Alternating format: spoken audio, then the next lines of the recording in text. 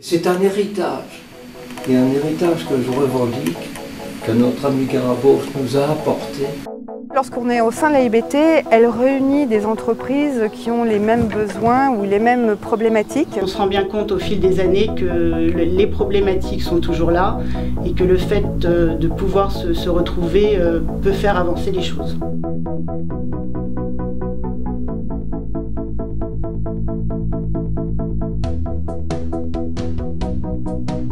L'AIBT prône un échange direct, régulier, convivial entre ses membres. Comme dans une entreprise, le moteur c'est l'humain.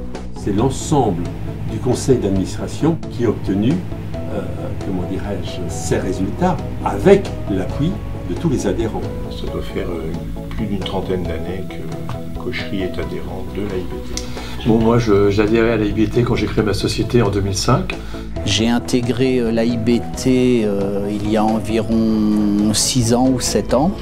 Dès 1997, nous sommes inscrits à l'association à l'époque qui était dirigée par Jean-Pierre Sellier. Je ne sais plus exactement depuis combien de temps nous sommes adhérents à l'AIBT. En tout cas, une chose est sûre, c'est que c'est depuis beaucoup trop peu de temps. Un des premiers actes de l'AIBT, apprendre à se connaître. C'est le besoin aussi de collaborer et de trouver des compétences dans un territoire proche, ce qui facilite les relations de travail.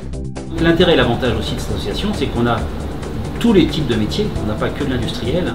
Je me suis rendu compte qu'elle avait vraiment un domaine de compétences qui était complémentaire du mien et qu'on allait certainement pouvoir collaborer sur différents événements ensemble. Il faut s'entraider et donc faire travailler ces sociétés. En l'occurrence, je suis bien tombé avec Jean-Claude qui peut fabriquer négocier ce produit. Il y a une réelle volonté de la part de l'AIBT de regrouper ses adhérents et je pense que ça donne envie et ça permet à d'autres entreprises du Val d'Oise de vouloir adhérer à l'AIBT car la dynamique est vraiment là.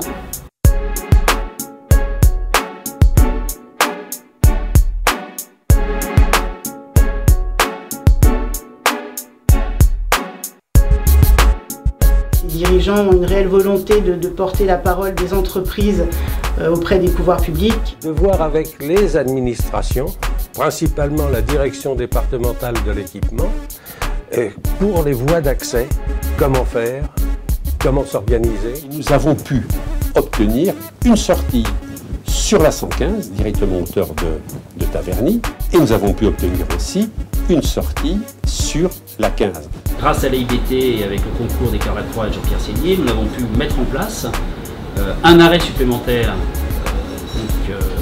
autobus, ce qui a permis à des salariés de pouvoir arriver à l'heure au démarrage de leurs équipes. Nous avons participé dans la mesure de nos moyens à tous ces aménagements et c'est pas simple. Et nous sommes en amont sur des projets tels que le futur tracé en site propre sur la 14, d'Épinay à Cergy. Donc l'AIBT est une force.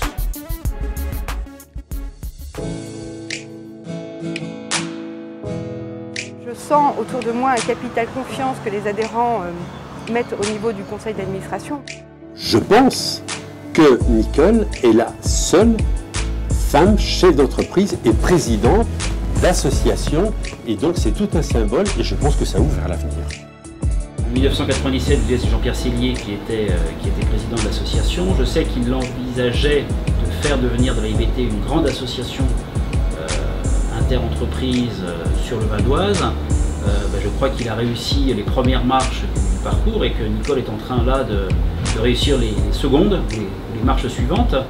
Nous sommes en pleine mutation. Les outils d'aujourd'hui ne seront plus ceux de demain. Nous avons un défi à relever qui sont les nouvelles technologies. L'AIBT a été chercher la fibre optique pour son territoire. 40 ans, on dit que c'est l'âge mûr.